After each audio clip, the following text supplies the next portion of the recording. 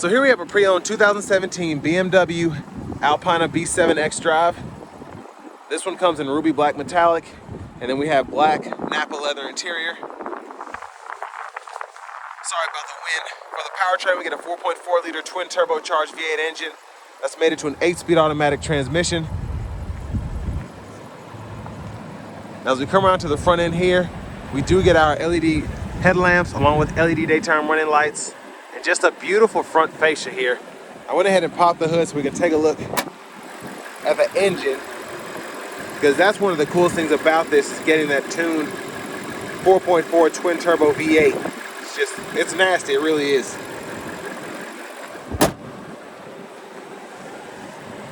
But the front end just looks phenomenal.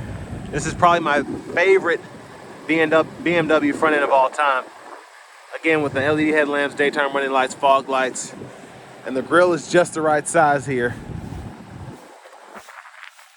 Now, as we come around the wheels here, these are actually going to be 21-inch Alpina premium wheels. And I love the spokes. Love them. Now, passive keyless entry on all 4 doors.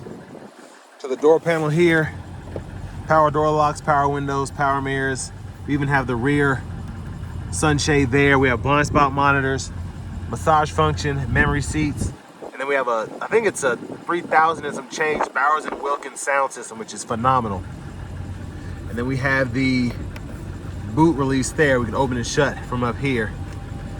And we have the illuminated Alpina kick plate. Love having that. And then if you do want to open that hood, just pull that twice. Headlamp controls, fog lights, all that. Heated steering wheel toggle, power tilt telescoping for that steering wheel. And then here is our power driver's seat. Now, of course, you saw we have the massage function, but we have power thigh support, power seat back, seat bottom, 4-way lumbar support, and then we can even just push the whole seat back and forth. That button there. Now, I have that seat up front adjusted for someone of my size, being 6'3" with longer legs. So let's go ahead and check out this rear seat room. Now, with it being a 7 Series, not surprised. I did forget to mention we do have soft closed doors, so that's a nice touch as well.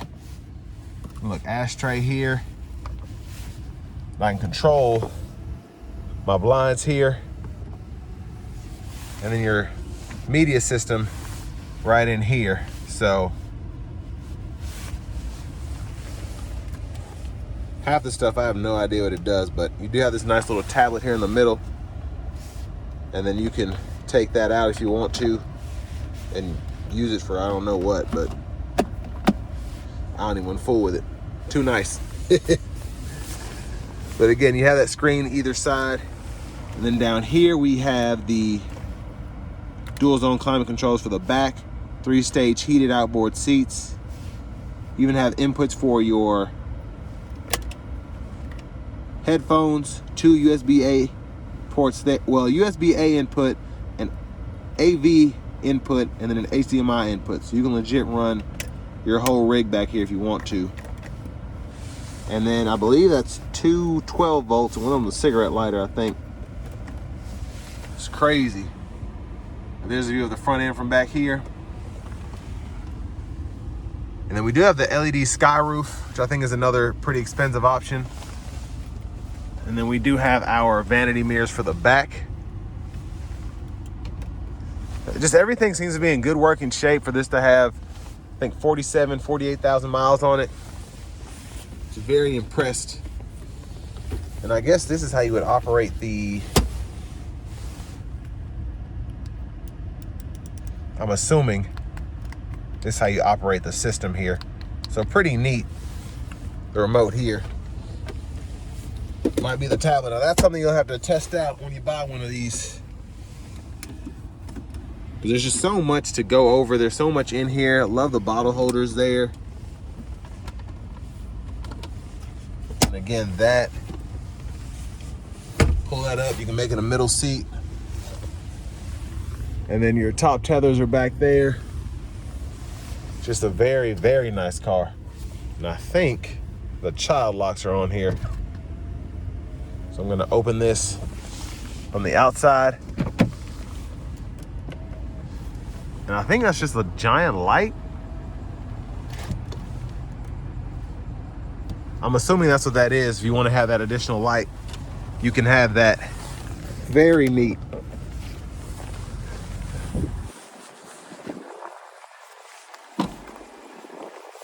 Now, as we come around to the back end, nice look there, dual exhaust. But I like how wide the stance is from back here. Big shout out to Auto Collection of Murfreesboro for allowing me to review this car today.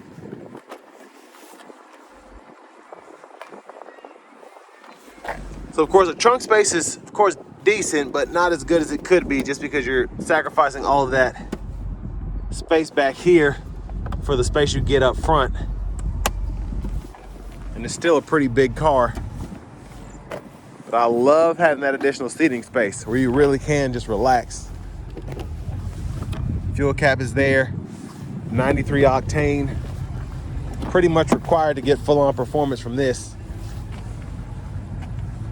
This is just a crazy car. And then you can unzip these, and then that's how you get access to your anchors right there.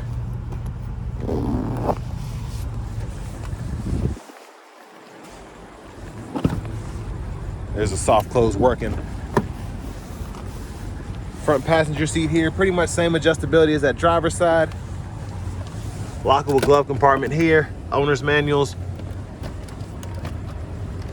I just had it shut, there it is. And then the window sticker. Y'all can pause anywhere you need to. I'm trying to get this glare out the way from the laminate, but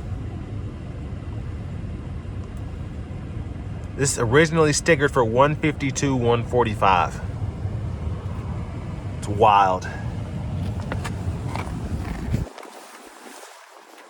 And what's great is you can get this now for $60,000. My goodness, it's just inside and out. It just looks and feels like $1 million bucks. So back in the driver's seat here, leather wrap steering wheel. Now to the radio, let me go ahead and shut this roof real quick. Adjust the lighting. So we have touch screen, and we can also operate it from the knob here. So go in here, you get your AM, FM, XM, you get a CD drive. And of course you can run your USB as well. And then here we have the navigation system. I'm gonna try and turn down there we go. Navigation systems here. Vehicle settings are in here. You can go through and fool with that. And then you go into iDrive settings if you want to change your language or units of measurement. You can do all of that there. And for those of you that like to have more than 3 languages, unfortunately you don't have that here, but you do get the voice control, the speech mode, all of that can be adjusted there. Now you would think with this being a German car that you'd have different languages, but it's not in this one. Backup cameras there, guidelines follow as you turn the steering wheel. You have that bird's eye view too.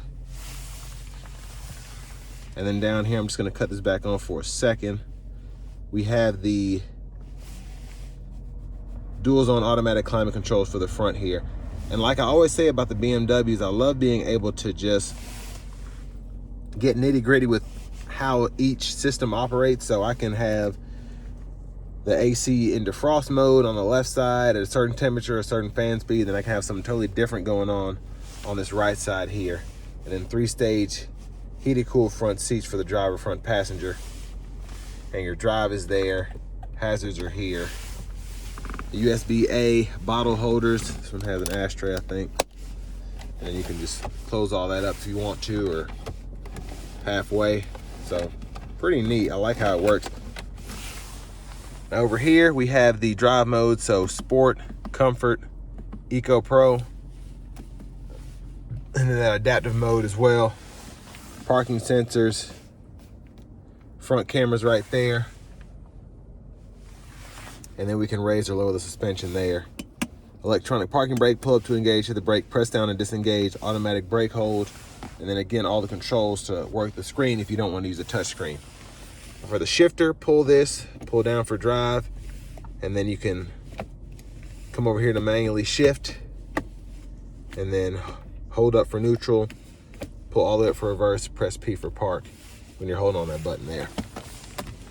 Center console cubby space. I might take the tray out of here.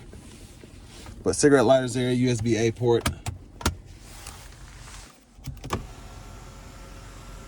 And there's that sky roof from up here.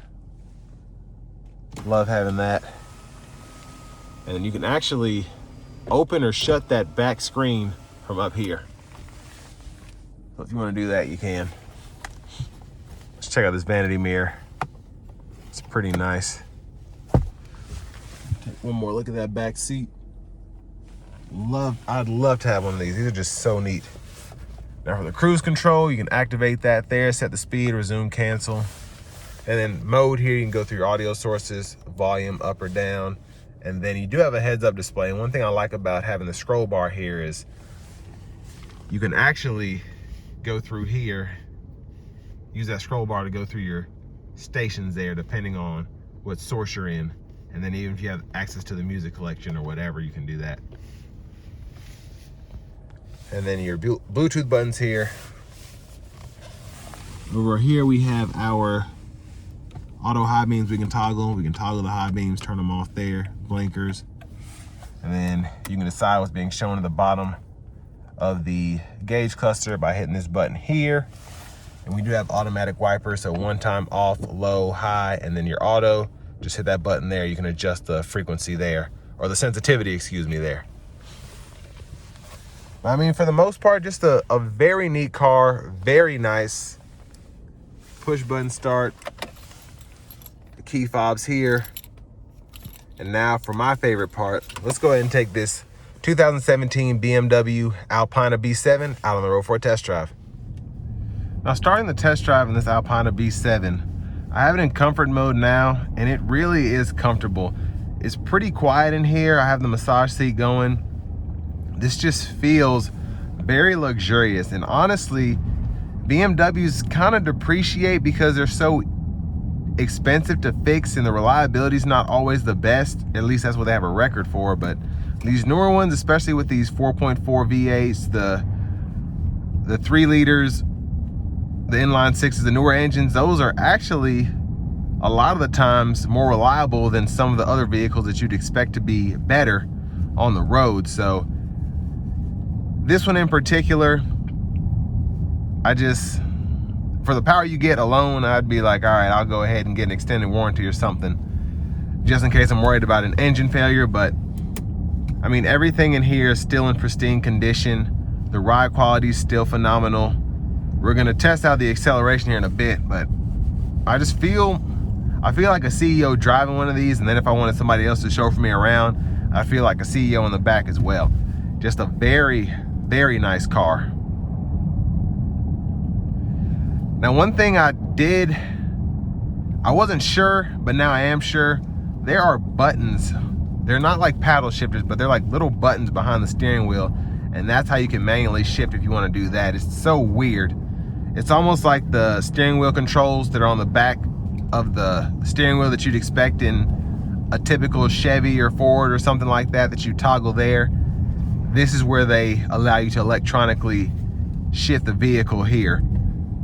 Very interesting. It doesn't bother me, but it's just weird. I'm not used to that. But I like having that ability to shift from behind the steering wheel as opposed to going to the shifter. But we're in Sport Plus mode now, and it's livened up quite a bit from coming out of the comfort mode.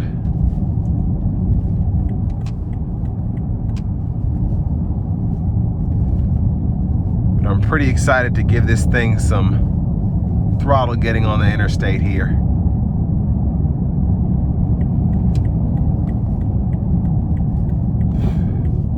Not gonna slow down too much. I have cars behind me, but we are gonna give it a pull. So we're in second. Here we go.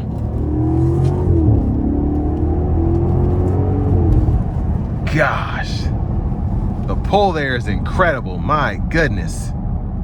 Now you do have a twin turbo setup, but I mean, the sound is almost visceral. It's that powerful. Even though you're in a pretty well insulated vehicle, you still have a strong sounding exhaust. So I love that. And even with these 21-inch wheels, where the cabin is so insulated, they're not as loud, even though you have the bigger wheels, low profile tires, and the ride is not suffering at all. Very, very nice in here. But what's crazy is the sound acoustics. I can't get over that. I'm doing 77 here, and it's just very quiet in the cabin.